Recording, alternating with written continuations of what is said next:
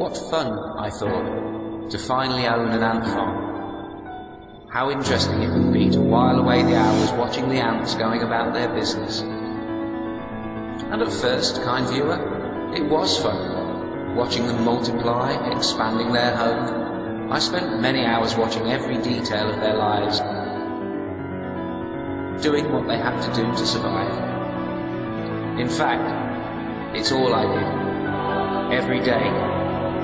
They depended on me, you see. I think I started to love them. And of course, I wanted them to love me back.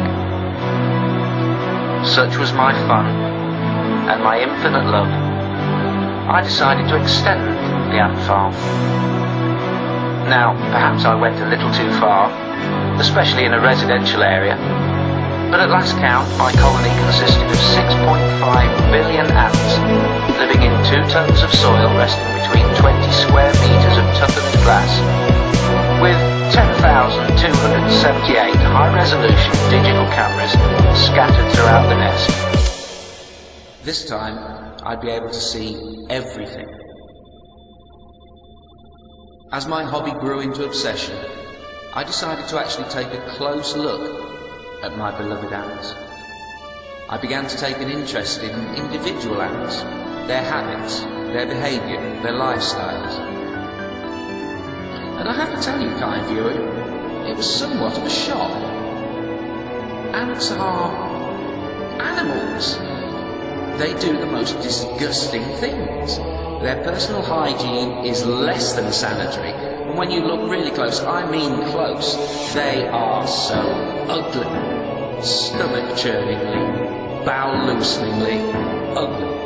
They fornicate in groups, they murder each other, have no manners, and the idea that they should hide their genitalia simply hasn't occurred to any of them.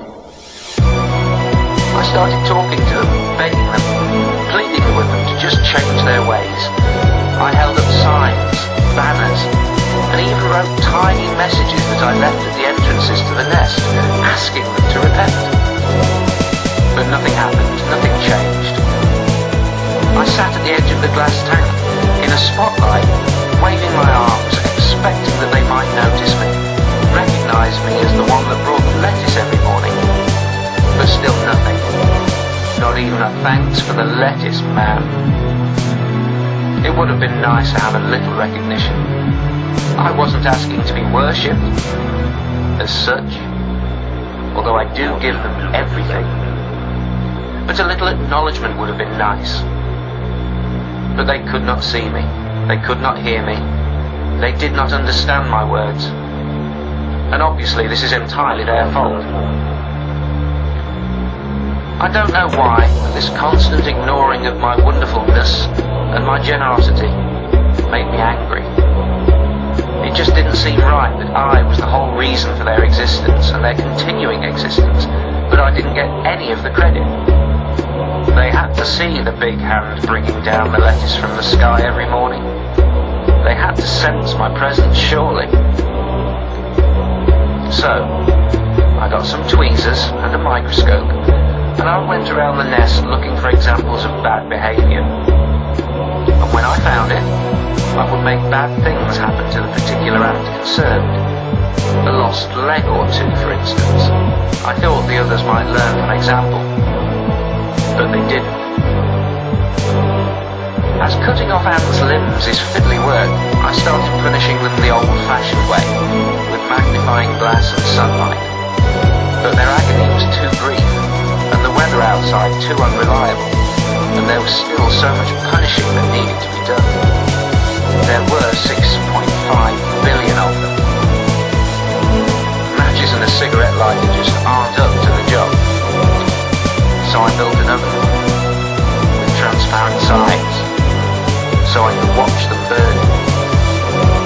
I should point out that it gives me no pleasure to watch their little legs going, their mandibles opening and closing rapidly, watching their body armour slowly vaporise.